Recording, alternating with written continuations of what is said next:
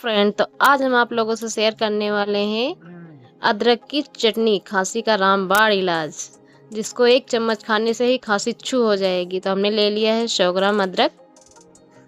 फिर अदरक को थोड़ा सा हम भून लेंगे। भूनने से ये होता है कि अदरक का छिलका जो है बहुत आसान तरीके से निकल जाता है। एक जाली पे तेल ले लीजिए, फिर उसी पे रख कर आप भून लीजिए। ये देखिए, इस तरीके से भून लेना है। अब हम अदरक को छील लेंगे। ये देखिए कितनी ही आसान तरीके से छिलका निकल रहा है। इस तरीके से सारी अदरक को हम छील लेंगे।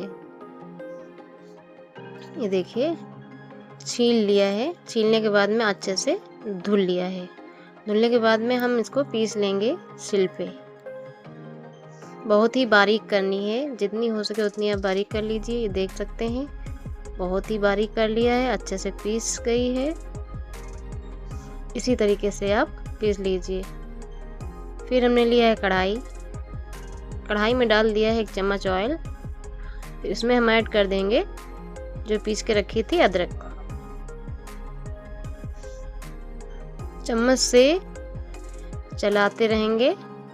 स्लो फ्लेम पे हमें अदरक को पकाना है। अदरक बहुत ही जल्दी चिपकने लगती है, इसलिए हमें स्लो फ्लेम पे पकाना है अदरक को।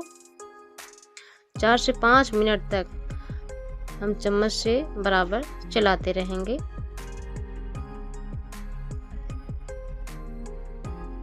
ये देखिए, अब हमने लिया है गुड़। 100 ग्राम अदरक ली थी। 100 ग्राम अदरक में 200 ग्राम गुड़ को हम ऐड करेंगे। ये देखिए बड़ा गुड़ है, इसलिए इसके छोटा छोटा कर लेंगे इस तरीके से। देख लीजिए, अब हमारी अदरक अच्छे से पक चुकी है। देख सकते हैं 5 मिनट हो गए हैं, कलर भी चेंज हो गया है। अब हम इसमें ऐड कर देंगे जो बारीक किया हुआ था गुड़।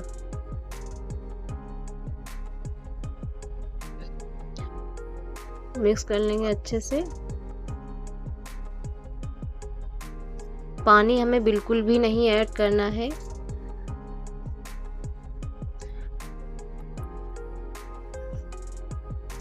गुड़ हमारा ऐसे ही गल जाएगा धीरे धीरे।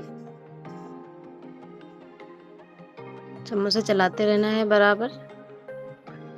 ये देखिए अच्छे से हमारा गुड़ गल चुका है, थोड़ा बहुत रह गया है अभी। गुड़ ऐड करने के बाद में हम 4 से 5 मिनट और पका लेंगे। गुड़ हमारा अच्छे से गल जाए,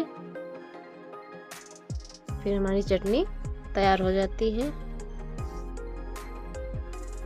बहुत ही टेस्टी बनती है। ये देख सकते हैं चटनी हमारी बनकर रेडी हो चुकी है। 1 चम्मच लीजिए सुबह सुबह, खांसी छू।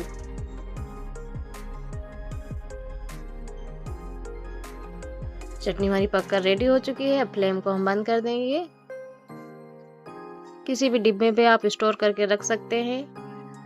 सुबह शाम 1-1 चम्मच खाइए। खांसी बिल्कुल नहीं, ठंडियों में जैसे सर्दी लग जाती है, सर्दी नहीं लगेगी इससे। ये वीडियो कैसी लगी कमेंट करके ज़रूर बताइएगा। चैनल को सब्सक्राइब करें, शेयर करें। मिलते हैं अगली रेसिपी के साथ। तब तक के लिए बाय बाय, धन्यवाद।